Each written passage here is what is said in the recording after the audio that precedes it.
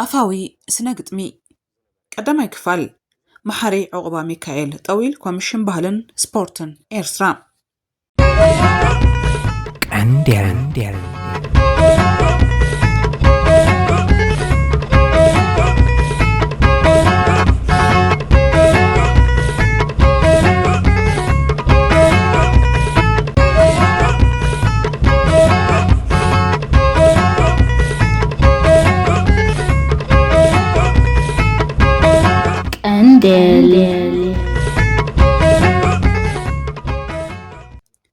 أفاوياتا ود سب فلتات سنة طباب حساباتن وصيت بهلن زخونو مسارحيتات نمفراي نمعقاب كولدون أولدون نمسققارو من كم دلدل زتقاملو لبونا وي طبابيو زبزح مسققار أفاوياتا كولدون أولدو بأفاوي زرربن ملكتن سناقت من يفتسم እቶም ኣብ ዝኾነ ያታ ካወልዶን ኣወልዶ ሰጋገሩ ትሕዝቶታት ናይ ሓደ ሕብረተሰብ ድማ ኣፋዊ ዛንታ ኣፋዊ ስነ ጽሑፍ ያታዊ ሕግን ፍልጠትን ክኾኑ ይኽእሉ እዞም ሰለስተ ዓበይቲ ምድባት ኣፋዊ ያታ ኣብ ዝበዝሑ ሕብረተሰባት ዝርከቡ ክፋላት ኣፋዊ ያታ እዮም ኪላ ናይቲ ዓውዲ ጆን ፎሊ ከም ዝብለውን ኣፋዊ ያታ ኣብ ኩሉ ኩርናዕ ናይ ዓለም ከም ዝርከቡን ነፍሲ ወከፍ ዝሓልፍ ወለዶውን ንኣፋዊ ያቱን ንምዕቃብን ንምስግጋርን ከም ዝፅዕትዩ እቲ ነፍሲ ወከፍ ሕብረተሰብ ነዚ ንምግባር ዘሰላስሎ ዝነበረ ንጥፈታት ድማ ኣብ ነፍሲ ወከፍ ጥንታዊ ኣሰራቱ ተመልኪቱ ምህላው እዩ ዝኾነ ሕብረተሰብ መበቆሎን ታሪኹን ንምፍታሽን ንምፍላጥን ንኣፋዊ ያቱ እዩ ዝውከስ ብኻልኦት ዓውድታት ናይ ፍልጠትን ዝመጽውን እንታይነቱ ዝገልጹ ርኽበታትን ገለጻታትን ክንድን ኣፋዊ ያቱኡ ገይሩ ክብርን እዝንን ኣይሂቦምን ኣብ ሕብረተሰብ ዝርከቡ ዜጋታት ከበርክትዎን ዘለዎም ማሕበራውን ሃይማኖታውን ግዴቶም ልዕሊ ሕግን መምርሒታትን ኣፋዊ ያቶም ይምእዘዙ ኣፋዊ ያታ ቀንዲ ናይ ትምህርትን ምዕባልን ዕጥቆም እዩ ዘመናዊ ስርዓተ ትምህርትን ሓበሬታን ምስ መጸው እንተኾነ ትሕዝቶን ኣገባብ ኣቀራርብኦን ብዝሓቶ ነቲ ኣፋዊ ያታ ዝኽተሎ መንገዲ ዝመርጽ ዓበይቲ መጽሓፍትን ፊልምታትን ናይ ነፍሲ ወከፍ ሕብረተሰብ እንተተፈቲሾምን ንኣፋዊ ያታ ብምልኣት ወይ እውን ሕመረት ብምግባር ዝተሰርሕዮም ብሓፈሻ ኣፋዊ ያታ ዝኾነ ሕብረተሰብ ምንጪ ልቦንኡን ውሕስነት ቀጻልነቱን ምዃኑ ኣዳዕዲዑ ዝኣምነሉ ዓውዲ ፍልጠት እዩ ቅድሚ ዝርአን ዝጭበጥን ጸጋታት ሰርዖ ሃብትን ተሃልዩ ንሱ እዩ ኣፋዊ ያታ ኣፋዊ ስነ ግጥሚ ካብ ኣፋዊ ስነ ጽሑፍ ቅድም ዝስራዕ ኣካል ኣፋዊ ያታ እዩ ከም ኩሎም ናይ ኣፍያታታት ኩሎም ሕብረተሰባት ጸጋታት ሕሉፍ ወለዶ ብምባል ብኽብሪ ዝሕዝዎን ወሪሶም ዘውርስዎን ባሕሪ ጸጋታት ድማ እዩ ኩሎም ሕብረተሰባት ካብ ውልቃዊ ፍልልዮምን ፍልልያቶምን ንላዕሊ ኣብ ሓባራዊ ድሕረ ባይታን ሓባራዊ መንነትን ብምትኳር ንህልውን መጻን ዓቢ መሰረት ከንጽፉ ምስ ደልዩ ከም ኩሉ ኣፋዊ ያታ ንኣፋዊ ግጥምታቶም ሰረትን ካብኡ ዝነቅል ህንጻን ይገብሮ ንኣፋዊ ግጥምታቶም ድማ ኣብ ዝኾነ መልክዓት ናይ ቃልሶምን ሕዳሰኦምን ብምኽታት ምንጪ ሓድነትን ዋልታ ቐጻልነትን ይገብሮ እምበኣር እዚ ጽሑፍ ንኣፋዊ ግጥምታት ማእከል ብምግባር እንድሕረ ባይታ ዝወሃቦም መግለጺታት ኣገዳስነቶም ዝኣመሰሉ ኣርእስታት ብምልዓል ብኣዳላውን ናይዚ ጽሑፍ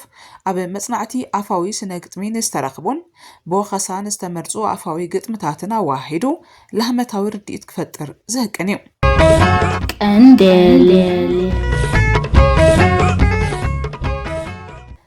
ኣብዚ ጽሑፍ ካብ ዝተለዓሉ ሓሳባት ብዝግባእ ዘይበሰሉን ዘይመልክዖም ዝሓዙን እንተሃልዮም ከዓ ምሁራንን ቅዱሳትን ናይቲ ዓውዲ ብሃናጺ ወሰኻ ከነስዕዎ እላቦ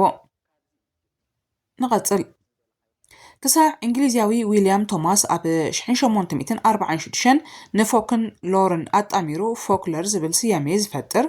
ኣፋዊ ያታ ይኹን ኣፋዊ ስነ ግጥሚ ክሳብ ክንደቲ ኣርእስቲ ኮይኑ ኣይፈልጥ ነበረ ካብዚ ግዜ ዝንድሓር ፎክለር ነቲ ፖፑላር ሊትሬቸር ዝብል ዝነበረ ስያመ መለሳ ኮይኑ ተቐልቀለ ቶማስ ነዚ ስያመ ዓለማዊ ኣፍልጦ ክህብ እንከሎ ቀንዲ ፍረ ነገሩ እንግሊዛዊ ስያመ ክብ ንምባል ነበረ ነቲ ካብቲ እዋን ጀሚሩ ኣብ እንግሊዝን ኤውሮጳን ብናህሪ ክስፋሕፋሕ ዝጀመረ ናይ ሕትመትን ተነባብነትን ምዕራባዊ ጽሑፍን ከም ብልጫ ተጠቂሙ ከዓ ነዚ ኣኻውኖ ናብ ዓለም ኣላለዮ ዋላ እኳ ቶማስን ካልኦት ቅዱሳትን ነዚ ስያሜን ተፈጠሩ ኣብ ኣፋዊ ግጥምታት ዝነበረ ትሑት ገንዛበ ግን ከም ቀደሙ ነበረ ኣፋዊ ግጥምታት ከም ናይ ድሑራትን ዝተወሰኑ ሕብረተሰባትን ጥራይ ይሕሰብ ነበረ ናይ ድኻታትን መሃይምን ግጥምታት እናተባህለ ንመዋዕል ተገልጸ ኣፋዊ ግጥምታት ከም መዓልካ ሓደርካ ኣብ ዝኾነ ግዜ ንዝኾነ ሰብ ዝተናገድ ዝኾነ ፈጠራን ዕምቆትን ዘይብሉ ተባሂሉን ኣይተባሂሉን ጽልዋ ዘይፈጥር ግጥምታት እናተባህለ ዝተገልጸሉ ዘመናቱን ዝልክዕ ኣይኮነን። ኣፋዊ ግጥምታት ስራሕ ናይ ዘይብሎም ወይ ስራሕ ናይ ዝጸልኡ ክፋላት ናይ ሓደ ሕብረተሰብ ዘዘውትርዎ ኣፋውያት ብምዃን መግለጺ ስንፍናን ተነጽሎን ዝኾነ እዋን እውን ጽልውኡ ክሳዕ እዚ ግዜ ብልጭ ይብል ኣሎ። ኣብ መወዳእታ ናይ 18 ክፍለ ዘመንን መጀመርታ 19 ክፍለ ዘመንን ኤውሮጳውያንን ነቲ ሮማንቲክ ሙቭመንትስ ወይ ሮማንቲክ ናሽናሊዝም እናብሉ ዝገልጽዎ ምንቅስቓስ ናብ ኤውሮጳን መላእ ዓለምን ከስርጽዎ ጀመሩ።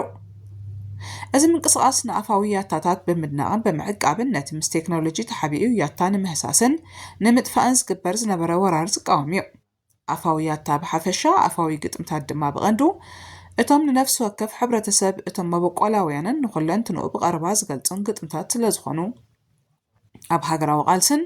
ሓድነትን ልዑል እጃም ክህልዎም ተደለየ። ብፍላይ ጀርመናዊ ጸሓፊ ዮሃን ቮን ሃርደር ኣብ ምእታው 1780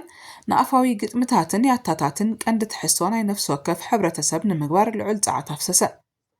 ኣብቲ ግዜ እቲ ግዝኣታት ጀርመን በቲ ገዚፍ ሓይልን ልዑል ስምን ረኺቡ ዝነበረ ፈረንሳዊ ንጉስ ናፖሊዮን ይውረራን ይግዝአን ስለ ዝነበራ ሃርደር ነቲ ግዳይ ወራር ናፖሊዮን ዝኸውን ዝነበረ ህዝቢ ብኣፋዊ ግጥምታቱ ከም ዝዓጥቕን ከም ዝዕወትን ገበረ። እቶም ህዝብታት ምስ ካልኦት ከምኦም ብናፖሊዮን ዝውረሩ ዝነበሩ ህዝብታት ኣጣሚርካ ንናጽነቶም ክቃለሱ ተፈቲኑ ነይሩ እዩ። እንተኾነ ነቶም በቶም ህዝብታት ዝፈርዩ ዝነበሩ ርስትን ኣገዳስነቱን ንበጃነትን ሃገራውነትን ዝገልጹ ዝነበሩ ግጥምታት ናብ መድረኻት ብምምጻዩ እቲ ቃልሲ ናብ ዓወት ዝተቓረበ። እቲ ኣብ ጀርመን ጀመረ ንህዝቢ ብኣፋዊ ግጥምታቱ ናብ ቃልሱን ናጽነቱን ከም ዝስለፍን ከም ዝዕወትን ናይ ምግባር ጥበብ ድማ በብዙሓት ሃገራት ከም ፊንላንድ፣ ኢስቶንያ፣ ሃንጋሪ ተሳዕበን ኣብ ቃልስን ናጽነት ዓብይ ድፍኢት ፈጠረን። መተሓፍስቲ እንታይ ምዃን ኣብ ልዕሊ ህዝቢ ኤርትራ ዘስካሕክሕ ህልቂት ካብ ዝፈጸሙ ሽሞኛታት ኢትዮጵያ ሓደ ደጊያት ውበ ወዲ ሃይለ ማርያም ተወላዲ ሓውዜን እዩ። ውበ ኣብ 1844 መሬት ኤርትራ ምስ ረገጸ ዓድታት ዓነወ፣ ህዝቢ ረገጸ፣ ስድራ ቤታቱን በታተነ። ንምንጋሩ ዘሰንብድ ከዓ ዓተር እናቐለወን ማይ እናፍልሐን ብኣእዛን ኤርትራውያን ይእቱ ነበረ። ብዘመን ውበ ዝጸመመ ውበ ክብል ነበረ እናተባህለ ክሳዕ ዝሎሚ ግፍዕታቱ ይዝከራሎ። ነቲ ክሳብ ሰብ ምዃኑን ዘጽልእ ዝነበረ ብጭካነ ደጊያት ውበ ዝፍለጥ ግዜ ንምዝካር ድማ ተቐነይቲ ብዘበን ውበስ እንታይ ምዃን መሓሸ እምኒ ምዃን ሰባቢሮም ዶ ኣይክድርብዩኻን እሞ እንታይ ደኣ ምዃን ዕንፀይቲ ምዃን ቆራሪጾም ዶ ኣይከንድዱኻን እሞ እንታይ ደኣ ምዃን ብዘበን ውበሲ ኣቦኻን ኣድኻን ተዝኾኑ ምኻን ዝብል ግጥሚ ደረስሉ። እንተኾነ ምድሪ እውን ባዕላ ሕነ ስለትፈዲ ደጊያት ውበ ብሃፀይ ቴድሮስ ተሳዒሩ ክልቲአን ኣዒንቱ ብመስፈነቆረ። ህዝቢ ድማ ውበ ናይ ኢዱ ረኺቡ ንምባል ውበ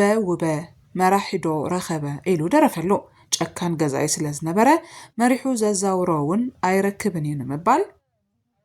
ፍልሖ ኣይተወለን ክኤል ፍረ በዓል ዕጣን ዘረ ኣብ ስእለት ቅዱስ ሚካኤል ናይ ዓዶም ዓዲ ሕሳኣ ንሓንቲ ሕሳብ ሕጽኖት ምስ ተመልሰት ብሸዊታ ዝሞተት መርዓት እናዘከሩ ንፍልሖ ከምዚ ኢሎም ገጠምሉ። ፍልሖ እንዲኻ ፍልሖ ወዲ ንፍሖ ወዲ እኩብ ሓመድ ምድሪ ዝነፍሖ ኣንታ ኣባሰለይ ኣባስልሕልሖ ዝንሕና ክንገንዝ ንስኻ ክትፈትሖ ዝንሕና ክንኣስር ንስኻ ክትፈትሖ ወየንቲ ድረሮ ወየንቲ ምስሖ ምስ ነገር ዓለሙ ድሕሪት ዝራሕርሖ ምስ ምስጥረ በይኑ ኻይኑ ካልእ ዘይትፈትሖ ምስ ውዒል ዓለም በእዳው ዝረስሖ ድማ ኸይኣኽለካ እቲ ዕድም ዝገንሖ ጭልቅዕ ወሲድካልና ድብኦ ዓይና ወርሖ ምስ በዱ ማህፀና ቆልዓ ዝጫጭሖ ምስ ጉንቦ ደረታ ጎበዝ ዘይበጽሖ ምስ ውርዶቑንኣ መስፈደ ይፈትሖ ስገማ ጻብዕታ ንዝብጦን ንፍሖ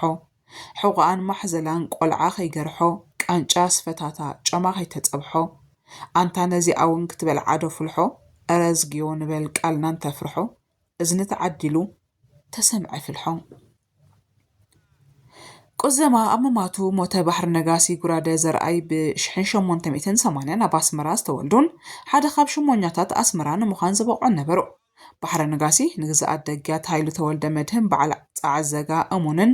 ምእዙዝን ኣብ ርእሲ ምንባሮም ንደቂ ኣንስትዮ ሃገሮም እውን ፍሉይ ኣረኣያን ክብርን ነበሮም። بسم دق أنستيون أنا أبا جمر أياخلاتن النابولو يفكر نابولو بحر نغاسي أبي وق دعرو مخان مسعاركم بجرون بيلو بعل حنبرتي أبي قوني دقيات هايلو تسليفهم نبرو أبتو وق بجرون دي بيلو نبحر نغاسي كبر عق ايتاوي سمنا نممعبال نابي مأكلت وق تانينا نؤتو بالوام